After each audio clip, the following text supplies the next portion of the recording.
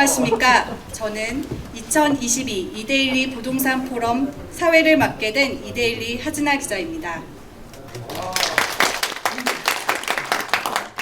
이번 부동산 포럼에서는 새 정부 출범을 맞이해 전문가분들을 모시고 앞으로 나아가야 할 부동산 정책 방향에 대해 얘기를 나눠보려고 합니다. 오는 5월 10일부터 윤석열 대통령 당선인의 임기가 본격적으로 시작되는데요. 다양한 부동산 규제 완화 정책을 공약으로 내세웠습니다. 시장에서는 기대감과 우려감이 함께 교차하고 있습니다. 오늘 이 시간을 통해 정부가 바람직한 부동산 정책 방향을 수립하는 데 큰 도움이 되길 바라겠습니다. 이번 2022 이데일리 부동산 포럼 내용은 20일자 이데일리 신문과 이데일리 CNB, TV방송, 유튜브 채널 복덕방 기자들에서 만나보실 수 있습니다. 이제부터 죄송합니다. 어제부터 거리두기 해제가 돼서 일반인들도 같이 모셨으면 더 좋은 자리가 됐을 텐데 아쉬움으로 남습니다. 내년에는 더 좋은 행사가 될 수 있도록 준비하도록 하겠습니다. 그럼 이제 주제 발표를 시작해 보도록 하겠습니다. 전 국회의원이신 김연아 가천대 초빙 교수님이 윤석열 정부 부동산 정책 방향 어디로 가야 하나라는 주제로 발표해 주시겠습니다.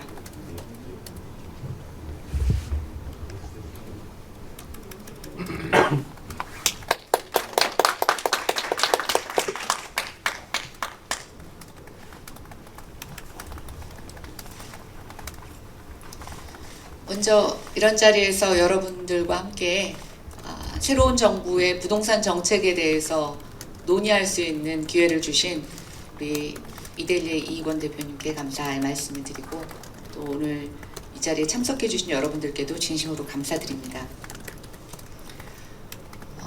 많은 사람들이 부동산 정책이 바뀌기를 바랬고 그 바람 때문에 저는 정권이 교체됐다고 생각이 됩니다. 그래서 제가 목차를 정하고 내용을 쭉 보면서 무슨 내용을 이야기하고 또 어떻게 결론 지어야 될까 고민을 많이 했는데 제가 내린 결론은 부동산 시장이라고 하는 숲 안에서의 이야기를 좀 잠시 멈추고 밖에서 부동산 시장을 좀 바라보자. 숲을 바라보는 느낌으로 부동산 시장을 좀 바라보자는 측면. 또 이제 부동산은 단순히 어떤 경제의 한 부분으로서의 부동산이 아니라 정치에서 굉장히 중요한 역할을 맡게 되었습니다. 그래서 전문가와 또 정치를 경험했던 제가 할 수 있는 영역이 바로 그것이라고 생각이 돼서 조금 관조적으로 조망하듯이 정책과 시장에 대한 이야기를 좀 해보려고 합니다. 차례를 보시면 제가 시작하며라고 붙인 부제가 바로 부동산 정책 정권의 운명을 가르다입니다. 이 페이지의 그림에 보시면 한국갤럽이 2021년 9월에 조사한 여론조사 결과가 나오고 있습니다. 부동산 정책에 대해서 잘하고 있다고 응답한 비율이 2019년 1월에 한 32% 정도 됐었는데 그게 2021년 9월이 되면 10% 미만, 6%로 떨어지고 잘 못하고 있다는 대답이 42%에서 79%로 급증을 하게 됩니다. 그 밑에 보시면 대선에서의 윤석열 당선인 득표율과 서울시의 구별 평당 주택 가격을 대조해 봤는데 이것도 여지없이 집값이 많이 오른 지역일수록 윤 당선인의 득표가 많이 나왔습니다. 많은 신문들이 대선이 끝나고 나서 부동산 정책 심판하는 선거였다. 그리고 인수위가 꾸려질 때도 인수위에 부동산 전문가가 없다고 비판을 하고 지적을 할 만큼 이제 새 정부에게 있어서 부동산은 굉장히 중요한 이슈입니다. 또 하나 저는 조세 저항이 이제 대한민국에서도 굉장히 큰 정치적 힘을 발휘하는 시대가 도래했다고 생각합니다. 제가 박사학위 논문을 쓸 때 부동산 관련된 세금을 갖고 외국의 사례를 조사해서 적용해 본 논문을 썼습니다. 근데 제가 도시계획을 공부하는 가운데 20년 전, 30년 전에는 외국에서의 조세 저항이 굉장히 도시 행정에 많은 변화를 초래하는 모습을 보았었지만 저는 대한민국에서 한 번도 조세 저항을 경험해 보지는 못했던 것 같습니다. 그러다가 저는 이번에 부동산 세금이 조세 저항을 하는 굉장히 큰 역사적 어떤 분기점에서 단초를 제공했다는 측면에 있어서 우리가 앞으로 이 조세 저항이 갖는 정치적 힘에 대해서도 고려해 볼 필요가 있다고 생각이 됩니다. 많은 국민들이 왜 문재인 정부 부동산 정책을 비판하냐 봤더니 참 놀라운 건 연령대 구분 없이 다 비판하고 있었다는 겁니다. 민주당의 아주 강성 지지층인 40대, 50대 초반을 제외하고는 모든 계층에서 특히 30대에서 굉장히 부동산 정책에 대한 비판이 강하게 나타났고 집이 있는 사람이나 집이 없는 사람이나 모두 문재인 정부 부동산 정책에 대해서 비판적인 의견을 내놓았습니다. 표면적으로는 집값이 폭등해서 비판하고 있다고 얘기는 하지만 저는 그거는 드러난 이유일 뿐이라고 생각합니다. 왜냐? 집값이라고 하는 것은 표면적으로 집값, 그것을 의미하는 것이 아니라 집값에 따라 임대료, 거기에 따른 여러 가지 건보료, 또 사회적인 지위, 또 사회적인 계층에서의 어떤 디딤돌 역할, 또 근로 의욕도 굉장히 중요하죠. 옆에 직원과 내가 똑같았는데 3년 전에 집을 산 사람과 집을 사지 못한 내가 3년 뒤에 겪게 되는 자산의 양극화는 이제는 오도 가도 못하고 넘사벽이라는 말을 넘어서 어떠한 단어로도 설명할 수 없는 상황이 되어버렸습니다. 집이 있는 사람들도 마찬가지입니다. 자기가 노력해서 집값이 오른 게 아닌데 어느 날 자고 일어났더니 계속 세금이 오르는 거죠. 집값은 아마 지금 많이 올랐기 때문에 많은 국민들이 불만을 토로하고 있지만 앞으로 집값이 떨어져도 굉장히 많은 불만의 요소가 될 겁니다. 집값이 떨어지면 대출붐이 집값보다 더 높아지는 최악의 상황이 벌어질 수도 있고 또 집값이 떨어지면 거래가 되지 않아서 이사를 할 수 없는 어려움도 있을 수 있을 것 같아서 항상 집값은 오르든지 떨어지든지 급격한 변동을 할 때 그것에 의한 민심이 요동치는 그런 소재라고 할 수가 있겠습니다. 두 번째는 문재인 정부에서 가장 크게 패착으로 드러난 것이 공공에 대한 신뢰를 무너뜨렸다는 겁니다. 대장동 사태, LH 사태 두 가지 다 과거에는 공공이 하면 굉장히 국민들에게 이롭고 저렴하다고 생각을 했었죠. 그리고 민간이 하면 가격이 비싸고 기업이 폭리를 취한다라고 하는 그런 이분법적인 시각이 우리 안에 다 잠재되어 있습니다. 그런데 대장동 사태와 LH 사태는 공공이 이렇게 한다는 말이야. 국민들은 이렇게 부동산으로 어려운데 공공기관에 있는 직원들이 이런 식으로 투기를 해? 대장동에서 이런 많은 이익을 남겨? 이렇게 불신이 커지는 가운데 문재인 정부가 마지막으로 쏟아내놓은 공급정책은 사실은 공공주도의 공급정책 일색이었습니다. 그러다 보니까 국민들은 분노하고 신뢰할 수 없게 되었다고 저는 생각합니다. 그럼 어쨌든 이렇게 정권의 운명을 달리할 수 있을 만한 놀라운 파괴력을 가진 부동산 정책, 새 정부에서는 이걸 어떻게 해야 되는가 우리 다 고민을 해야 되겠죠. 무엇이 문제인가라는 두 번째 장에서 저는 가장 큰 문제는 정부와 정책에 대한 불신입니다. 아까 대장동 사태나 LH 사태가 더 불을 붙이기는 했지만 시장에서 왜 영끌이라는 단어가 나왔겠습니까? 아무리 정부가 가격이 오르지 않을 거라고 앞으로 잘 할 거라고 얘기했지만 젊은 층들은 영혼을 끌어모아서까지 집을 사야 되는 절박한 상황으로 몰리게 됩니다. 정부 정책을 믿지 않고 정책의 효과를 믿지 않을 겁니다. 이렇게 패닉 상태인 시장과 그걸 계속 정책으로 무마하려고 하는 정부의 어떤 대결 속에서 정말 피해를 본 건 내 집 마련이 요원한 서민들과 또 하나는 부동산 시장의 생태계가 붕괴했다는 점입니다. 생태계라고 하는 것은 하나의 질서입니다. 그리고 예측 가능성을 부여하는 겁니다. 약자든 강자든 어떤 정해진 질서에 의해서 움직일 때는 다음이 있고 회피할 수 있습니다. 그런데 이 질서가 무너지고 나면 약은 사람만이, 기회주의자만이 살아남을 수 있게 되고, 이 생태계의 질서는 전반적인, 아까 제가 부동산 시장을 숲이라고 말씀을 드렸는데 숲 자체를 무너뜨리는 결과를 초래하게 됩니다. 그래서 어쨌든 이 생태계를 회복하고 정책의 신뢰를 회복하는 일이 가장 급선무라고 보여지는데요. 문제는 제가 좀 걱정하는 게 너무 새 정부에 대한 기대가 크다는 겁니다. 그거는 이전 정부에 대한 실망이 주는 기저효과일 수도 있지만, 원래 기대가 크면 실망이 크고 기대가 크면 사람들이 조바심을 내기 시작합니다. 아마 윤석열 정부가 가장 고민인 건 이 초반에 어떻게 사람들에게 뭔가 희망을 주고 기대감을 계속 유지시켜서 정책에 대한 신뢰를 끌고 갈 수 있을까가 가장 큰 고민일 겁니다.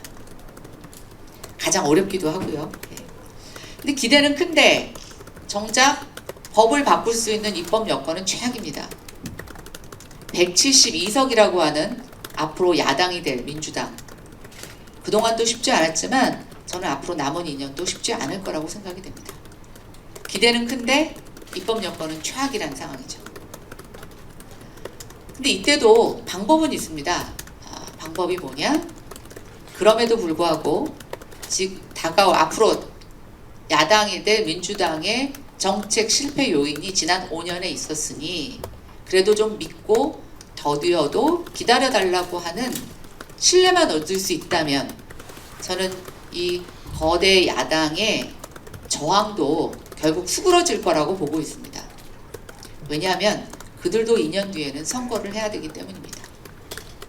제가 민주당의 정책 실패를 20대 국회에서 가장 비판했던 사람 중에 한 사람입니다. 근데 민주당이 정책적인 기조를 변화하는 순간이 있습니다. 선거를 앞두고 그렇습니다. 20대 총선에도 좀 그랬고, 작년에 재보궐선거 때도 그랬고, 올해 대선 때도 그랬습니다. 심지어 대선에서는 정책 실패를 자인하기도 했습니다. 새 정부의 신뢰가 유지된 상태에서 선거 기간이 돌아오면 저는 야당은 움직일 거라고 생각이 됩니다. 그럼 그때까지 우리가 어떻게 시간을 벌고 그 시간에 국민의 신뢰를 끌어갈 수 있느냐가 가장 핵심이라고 보일 수 있습니다. 저는 신뢰 회복의 방법은 사람과 메시지라고 생각합니다. 지난 정권의 두 장관님을 굳이 제 이름으로 언급하고 싶지는 않습니다. 그분들도 나름 열심히 하셨는데 결과가 여의치 않았지만, 적어도 장관이 어떤 메시지를 내냐는 것은 저는 앞으로 부동산 시장, 주택정책에서 굉장히 중요한 의미를 갖는다고 생각이 됩니다. 정권에 거는 기대감이 바로 정권에 거는 신뢰라고 볼 수가 있습니다. 부동산 시장만큼은 윤석열 정부가 다를 거라고 하는 이 기대감을 그대로 신뢰를 받을 수 있도록 하는 노력이 새 정부에서 가장 절실한 노력이라고 생각이 됩니다. 또 이제 요즘 청문회 때문에 여러 가지 시끌시끌한데요. 저는 부동산 정책뿐만이 아니라 윤석열 정부가 내각 인선이라든가 어떤 검수완박이라고 하든가 외부의 대외적인 여건에 대해서 어떤 메시지를 던지느냐도 바로 부동산 정책에 대한 신뢰를 지원할 수 있는 중요한 지원책이라고 보여집니다. 앞으로 이 초기가 굉장히 중요하다고 생각이 되고요. 정책의 신호가 명확할 때 저는 무너진 생태계는 조금 회복이 될 수 있다고 보고 있습니다. 부동산 시장에서 국민들이나 공급자들이 가장 어려워하는 건 정부 정책이 어떻게 튈지 모른다는 겁니다. 국민들은 정책의 효과가 어떤 부작용을 나타낼지 예측할 수 없다면 되게 혼란스럽습니다. 그래서 저는 일관된 정책 신호를 보내주는 것이 굉장히 중요하다라고 생각을 합니다. 두 번째는 부동산 정치에서 부동산 정책으로 과감한 이동이 필요합니다. 제가 여기 발표 자료에 인용을 했습니다. 2018년 1월 25일자 중앙일보제 인터뷰에 보면 문재인 정부의 부동산 정책에 대해서 한 줄로 평가해달라고 하는 말에 제가 문재인 정부는 부동산 정책을 하는 것이 아니라 부동산 정치를 하고 있다라는 표현을 썼습니다. 사실상 제가 지난 5년 동안 첫 그 발언을 한 사람이나 다름없는데요. 그럼 부동산 정치가 뭐냐? 원래 정치는 분열과 갈등이 있는 곳에 들어가서 그것을 봉합하고 해결하는 게 정치입니다. 그런데 지난 5년 동안 문재인 정부는 그 부동산 정치를 반대로 했습니다. 부동산이라고 하는 사람들의 관심이 많은 주제에 뛰어들어가서 오히려 분열을 하고 갈라치기를 하고 갈등을 유발했습니다. 집을 가진 자와 못 가진 자, 한 채 가진 자와 여러 가진 자, 비싼 집을 가진 자, 우리가 일일이 열거할 수 없을 만큼 부동산 시장 내에서 엄청난 갈라치기가 있었고, 이 갈등이 5년 내내 부동산 시장을 정치의 회오리 바람으로 끌어들이게 되었습니다. 또 하나는 정책의 의도를 선을 긋고 그 의도의 도덕적 우월성을 독점했다는 것입니다. 세상에 어떤 정부가 부동산 가격이 불안한 것을 의도하고 그것을 정책 목표로 삼겠습니까? 조세 정의를 실현하자는 말에도 저는 아무도 대의명분에 이의를 달 사람은 없습니다. 그런데 중요한 건 좋은 의도가 꼭 좋은 결과로 이어지는 것은 아닙니다. 그래서 우리가 의도는 모두 다 동일한 의도를 갖고 있고 목표를 갖고 있지만 효과를 위해서, 부작용을 줄이기 위해서 방법을 선택하는 것입니다. 그런데 지난 5년 동안 문재인 정부는 그 의도의 선함, 정책의 의도가 갖고 있는 그 선함을 자신들이 민주화 운동으로 획득한 도덕적 우위라는 것을 갖고 똑같이 정책에서도 독점하기 시작을 했습니다. 저는 이것을 버리는 일이 부동산 정책에서 가장 시급한 일이라고 생각이 됩니다.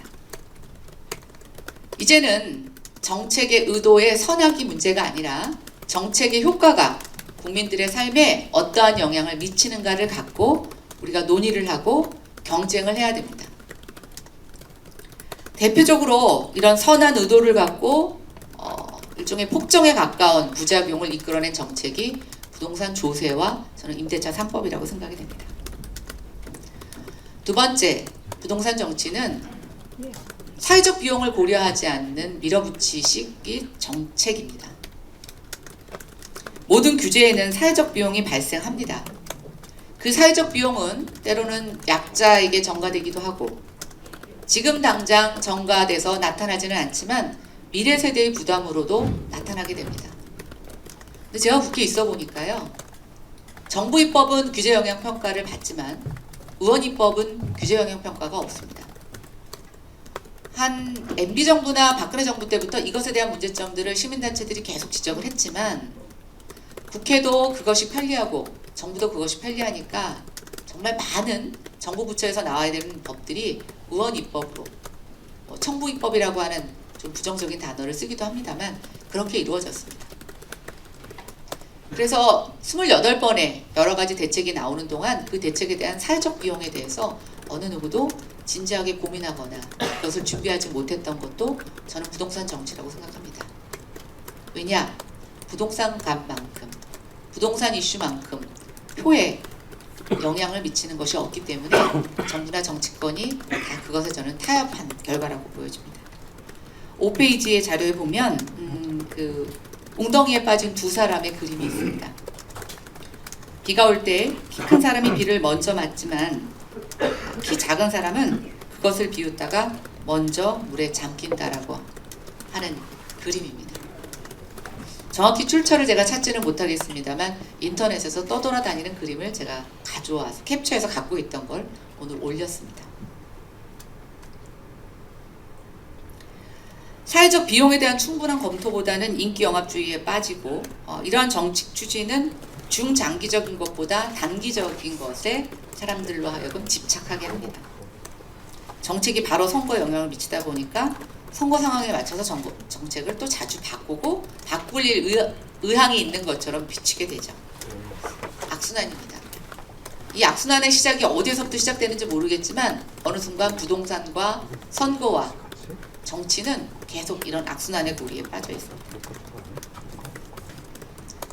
부동산 정치에서 부동산 정책으로 가는 길, 저는 이제 정책이 갈등과 분열을 조장하는 것이 아니라 의도만을 강조하는 것이 아니라 규제의 사회적 비용을 무시하는 것이 아니라 결과와 사회적 비용을 고려한 이러한 정책으로 옮겨가는 것.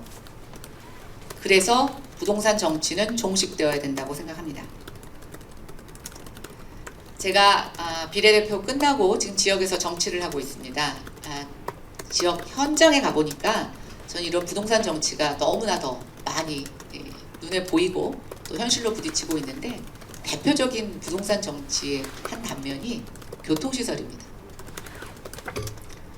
대표적인 예로 철도 노선과 역 개설의 정치학이라고 하는 것은 책을 한 권 쓸 정도입니다.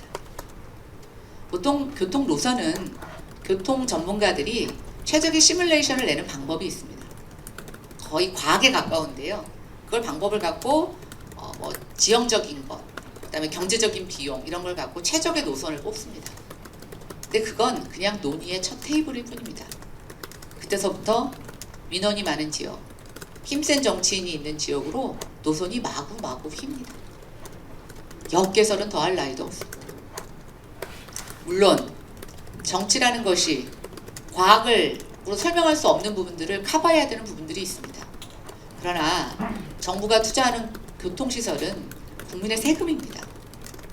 이 세금의 효율성을 중시하는 것보다 그런 정치적인 고려가 먼저 반영이 된다면 그 결과는 어떻겠습니까? 그렇게 정치적인 고려에 의한 노선으로 채워진 교통시설은 이런 부작용을 겪습니다. 꼬불꼬불 다니다 보니까 굉장히 운행시간이 깁니다. 사람들이 느리니까 안 탑니다. 안 타니까 운영에 적자가 발생을 합니다. 그리고 안 타니까 배차 간격을 점점 더 늘립니다. 그럼 다시 시민들은 불편해합니다. 그래서 다른 노선을 만들어 달라고 또 합니다. 정말 이거야말로 박순환입니다.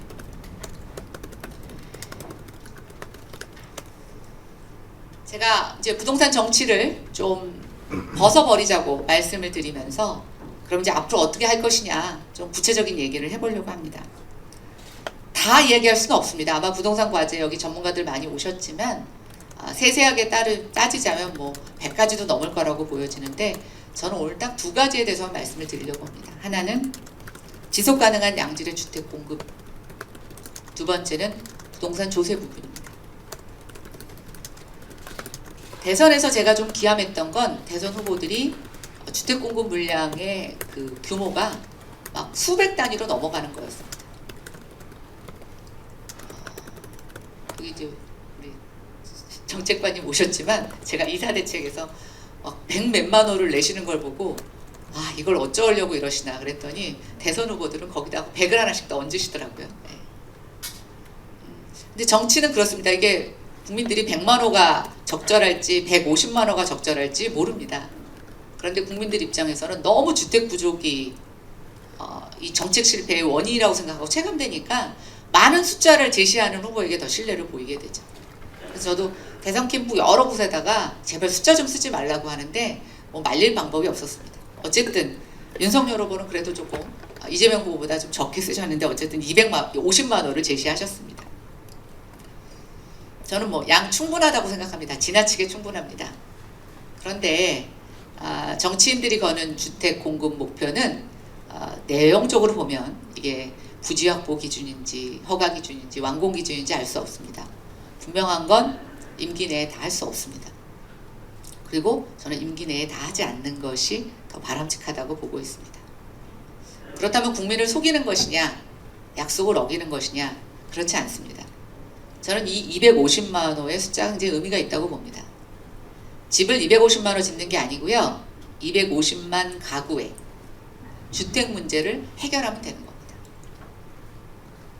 때로는 신축으로 짓고, 때로는 기존 주택의 거래 물량이 많이 나오게 하고, 또 때로는 전월세 문제를 해결해주고, 공공임대주택에서의 주택 바우처를 늘리고, 이런 식으로 해서 저는 250만 가구에 대한 주거 문제 해결하는 목표책으로 세운다면 결코 이 250만 원은 과장된 숫자도 아닙니다.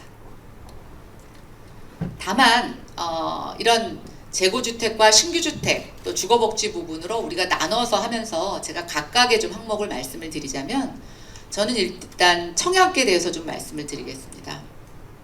저는 연구원에 있을 때 청약제도를 정말 많이 연구한 연구자 중에 한 사람입니다. 근데 이제 청약은 뭐 대한민국 국민이면 청약통장이 없는 사람이 없을 만큼 모든 사람들의 어떤 디폴트 조건이 되어버렸습니다. 근데 원래 적게 가지고 있을 때는 희소성이 있는데 남이 다 갖고 갖게 되면 희소성이 없습니다. 즉 뭐냐? 갖고는 있는데 이 통장으로 언제 집을 살지 너무 요원해진 거죠. 저는 청약 대기자 리스트 만들어야 된다고 생각합니다.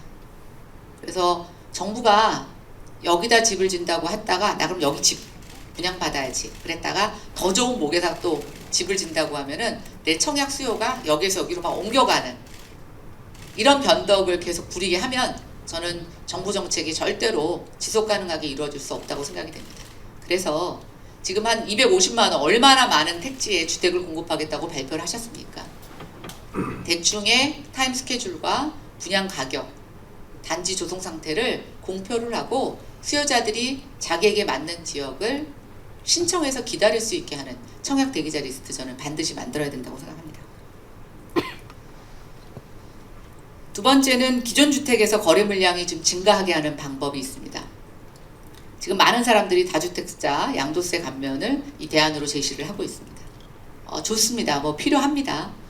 그런데 다주택자 양도세 감면을 하는 것이 지금 갖고 있는 사람이 팔게만 하는 조건으로 영향을 미친다면 저는 지금 굉장히 침체가 빨리 오고 있는 지방에 계속 매물이 쏟아지고 가격이 떨어지는 부작용하고 함께 올 거라고 생각이 됩니다. 그래서 이 똘똘한 한 채와 이 다주택자 간의 어떤 이런 지금 수평적이지 않은 조세 여건을 같이 맞물려서 봐야 되고, 두 번째는 다주택자들이 매물을 내놓을 때 내 집 마련을 준비하는 사람들이 그것을 산다면 이 사는 사람들에 대한 인센티브가 필요합니다. 특히 저는 취득세 감면 굉장히 중요하다고 생각이 되고, 지금 대출을 무자비하게 늘릴 수 없는 상황에서 청약이 아니더라도 재고주택에 사는 사람들에게 좀 더 대출 인센티브를 주는 것이 필요하다고 생각합니다. 그래서 앞으로 계속 윤석열 정부에서 규제 완화가 일어날 겁니다. 근데 저는 규제 완화가 그냥 과거로의 컴백이 아니라 규제 완화의 효과가 정말 정부를 믿고 기다리는 중서민층들의 내 집 마련의 실질적인 효과로 다가갈 수 있도록, 이어질 수 있도록 하는 보완장치 반드시 필요하다고 생각이 됩니다. 그 다음은 이제 정부가 뭐 250만 호를 짓던, 그 다음에 기존 주택에서 공급하던 이제 누구에게 좀 우선적인 혜택을 주느냐라고 하는 건데요. 이게 이제 한 5년, 7년 전부터 신혼부부하고 청년에 대해서 우대하는 정책이 유행처럼 번지고 있습니다. 물론 필요합니다. 젊은 친구들도 많이 주택에 대한 고민들을 하고 있고 내 집 마련을 꿈꾸고 있는데 저는 약간 우선순위가 잘못됐다고 생각합니다. 9페이지의 표를 보시면 연령대별 주택 미소유 가구 통계가 있습니다. 비율로는 주택 소유가 나이 들수록 높지만 집을 미소유하고 있는 가구의 절대적인 숫자로 보면 제가 봤을 때 40대, 50대를 전혀 무시할 수 없는 숫자입니다. 그러니까 주택 보유 비율을 감안하고 가지지 못한 수를 봤을 때 30대는 집을 가진 수가 워낙 적으니까 미소유가 많을 수밖에 없는데 40대 이상은 주택 보유 비율이 다른 연령보다 높은데도 거의 30대와 동일하게 주택을 갖지 못한 가구가 있다라고 하면 저는 누가 더 힘들겠습니까? 그래서 좀 주택에 대한 이런 공급 우선순위를 정할 때 저는 좀 연령별로 맞춤식이 필요하다고 보고 있고요. 두 번째는 청년이나 신혼부부보다는 그냥 무주택 가구 아니면 생애 첫 주택 가구, 나이 40에도 생애 첫 주택을 마련하지 못한 사람들이 꽤 많이 있습니다. 결혼을 안 했지만 집이 필요한 사람이 있습니다.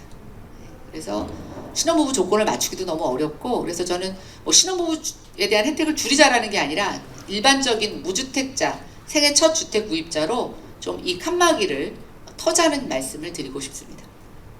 그리고 청년과 신혼부부에 대해서는 고용과 또 저출산 문제에서 다른 사이드적인 지원을 함께 하면 된다고 생각합니다. 그다음에 이제 임대주택도 저는 굉장히 필요하다고 생각합니다. 임대주택도 그냥 임대주택이 아니라 좀 다양한 그리고 품질이 우수한 임대주택이 필요한데요. 일단 신규로 집을 짓는데 시간이 많이 걸리기 때문에 그 대기 기간에 임대주택은 저는 지금보다 훨씬 많이 필요할 거라고 생각합니다. 그리고 워낙 전월세 시장이 불안하기 때문에 이 전월세 시장과 관련된 이 수요를 받을 수 있는 임대주택 굉장히 많이 필요합니다. 그러기 위해서는 공공임대뿐만이 아니라 민간임대 필요하고 지금 민간임대 특별법에서 많은 부분들이 빠져나왔는데 이것들을 다시 복원하는 일이 필요하다고 생각합니다. 굳이 비싼 집에 돈을 묻기 싫어서 임차로 살려는 사람들도 있습니다.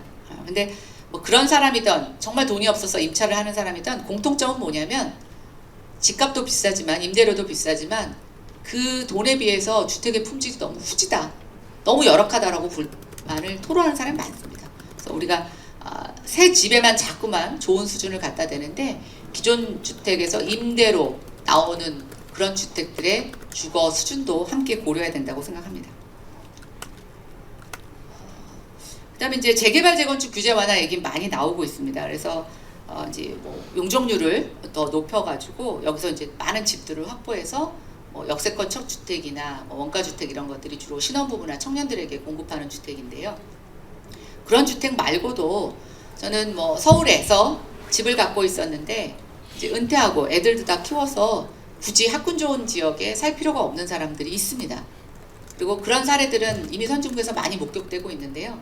그런 사람들이 집을 팔고 나오거나 세를 줄 때 이 사람들에게 뭔가 세제적 인센티브를 주는 효과와 연결진다면 저는 도심 안에서의 주거지 세대의 속성을 좀 바꿀 수 있는 시장 친화적인 방법이 될 거라고 생각을 합니다.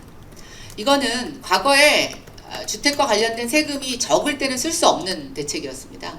근데 지금 정부가 너무 세금을 높여놨기 때문에 조금만 깎아주면 저는 여러 가지로 이런 유인이 작용할 수 있는데 지금 무조건적으로 일괄적으로 세금을 깎아주자. 근데 그 국회에서 법이 통과되지 않지 않습니까? 그럼 이럴 때일수록 이렇게 선택적으로 뭔가 정부가 의도하는 방향대로 사람들이 움직이게 하는 데에 조세 인센티브를 쓰기에는 절호의 기회라고 생각이 듭니다.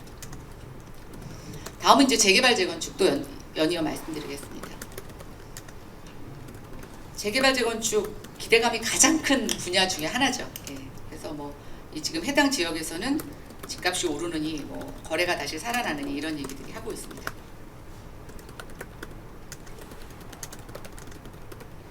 근데 정부로서도 30년 이상이 된 집이 늘어나는 거에 대한 고민도 있고요. 또 하나는 사람들이 원하는 도심에 주택을 공급할 수 있는 방법이라는 게 재개발 재건축밖에 없기 때문에 이제 사실은 여기에 다 관심이 모아지는 겁니다. 근데 우리가 재개발 재건축에 대해서 인지해야 될 것이 있습니다. 재개발 재건축은 정부가 하라고 한다고 규제를 푼다고 막 진행되지 않습니다. 조합 내부의 갈등도 굉장히 많고요.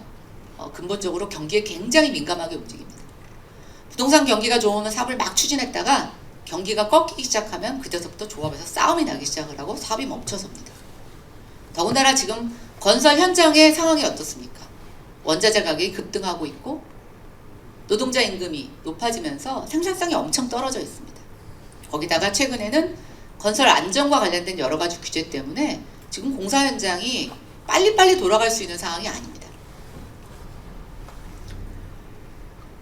또 재개발 재건축이 일시에 시행이 되면 이제 이주 수요가 발생을 하면서 주변의 전월세난을 더 가속화시키죠. 지금처럼 전세 시장이 불안할 때 이것의 사업 추진에 여러 가지 어려움이 있을 수가 있습니다. 그래서 필요한 건 뭐냐면 정부가 이 부분에 대한 로드맵이 필요합니다. 문재인 정부가 뭐 잘한 걸 수도 있고 잘못한 걸 수도 있는데 이제 여러 가지 규제를 대못을 박는 거, 법에다가 박아놓으면 법을 쉽게 바꿀 수 없지 않습니까? 예. 저는 재개발 재건축도 좀 지금 국회 여건은 여의치 않지만 우리가 장기 로드맵을 갖고 어떤 근본적인 이 사업 추진에 큰 걸림돌이 되지 않는 것들은 좀 지속될 수 있도록 예측 가능할 수 있도록 좀 우리가 이것을 고정시키는 일이 필요하다고 생각합니다. 그러면 조합들이 그렇게 서둘러 사업하려고 하지 않습니다. 조합은 정권이 바뀔 때를 기다리고 또 정권의 어떤 그런 것들을 회피하는 그런 성향이 가장 많이 일어나는 게 또 이 분야이기도 합니다. 제가 일기 신도시 특별법을 저희 당에서 만드는 일에 관여하면서 이제 앞으로의 재개발 재건축은 기존과 좀 달라져야 되겠다는 생각을 많이 했습니다. 그래서 재건축 대책에도 세입자를 집어넣고 순환 재건축에 대한 개념을 집어넣고 추가 부담금에 대한 장기 저리의 정부 지원도 넣고 있습니다.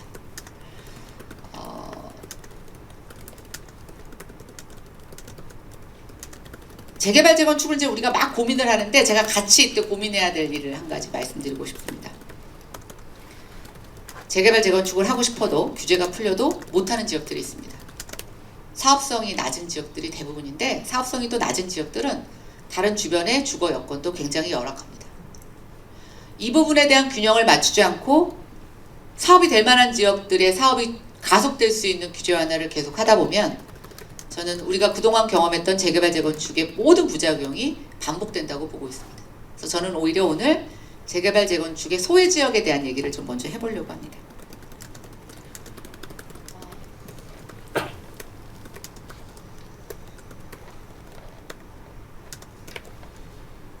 재개발 재건축 사업에서 이제 소외되는 지역들은 대부분 도로나 교통망, 공공시설, 뭐 주차장, 보육시설, 공원, 보도환경 뭐 이런 것들에다가 치안 방법 이런 것들이 열악한 지역들이 대부분입니다. 일부 이런 지역의 주거환경 정비 사업이라고 집을 고쳐주는 사업을 하지만 근본적인 이런 공공서비스의 개선은 같이 수반되지 못하는 경우가 많이 있습니다.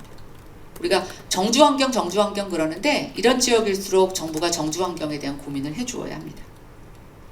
그리고 이런 지역일수록 없는 사람들이 임대로 집을 빌려 쓰는 경우가 많은데 정말 그 임대주택의 수준이 열악합니다. 아까 제가 앞에 강조했던 그 모든 것들을 해결하는 방법은 사실은 재개발 재건축 소외 지역에서 답이 있습니다. 또 이런 지역들 같은 경우에 지금 정부가 다른 부처에서 하고 있는 여러 가지 도시재생 마을 만들기, 생활형 SOC 사업들 이런 것과 연계해서 주거 문제에 대한 고민을 좀 해주어야 합니다. 윤석열 정부 인수위에도 지역균형 개발 특위가 있습니다. 위원장 직속으로. 근데 우리가 보통 지역균형 개발이라고 하면 막 큰 인프라 시설 뭐 이런 것들만 생각하는데 저는 지역균형 개발에서 우리가 꼭 포함시켜야 되는 게 바로 이런 주택과 주거 문제라고 생각합니다. 그래서 이것은 꼭 지역균형 개발 특위에서도 좀 담당해 주었으면 좋겠습니다. 12페이지에 제가 박스에다가 그 어떤 사례를 하나 넣었습니다. 제가 교육위에 2년 있었는데 그 서울을 제외한 나머지 시도에서 보면은 아이들이 통학할 때 통학버스가 꼭 있어야 되는 지역들이 너무 많더라고요. 근데 그 통학의 거리가요, 여기 어떤 데는 평균 50km 이상인 학교들도 있습니다. 자료는 자세한 자료는 박스를 보시면 되고 이렇게 아이들이 학교를 다니기가 어려운데 어떻게 우리가 젊은 사람들 보고 지방에 내려가서 살라고 할 수가 있겠습니까?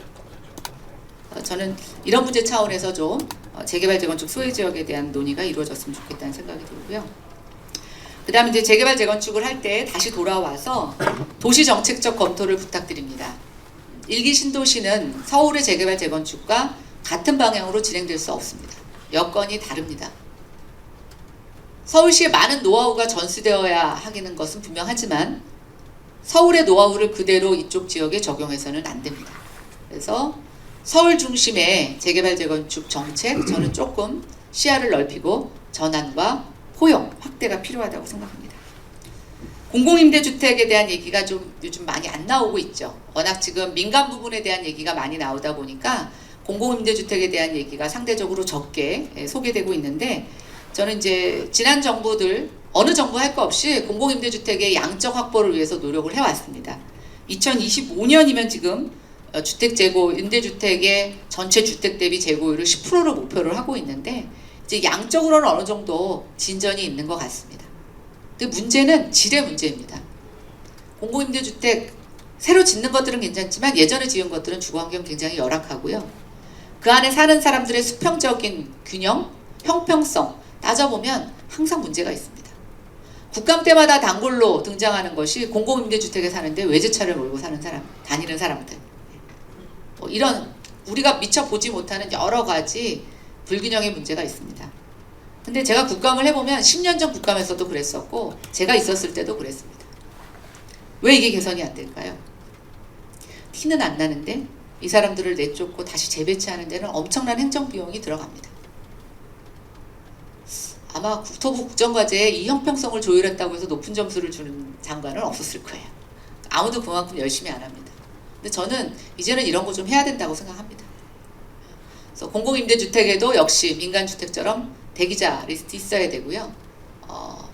비슷한 여건에 있는 사람들이면 좀 균등한 지원을 받아야 된다고 생각을 합니다.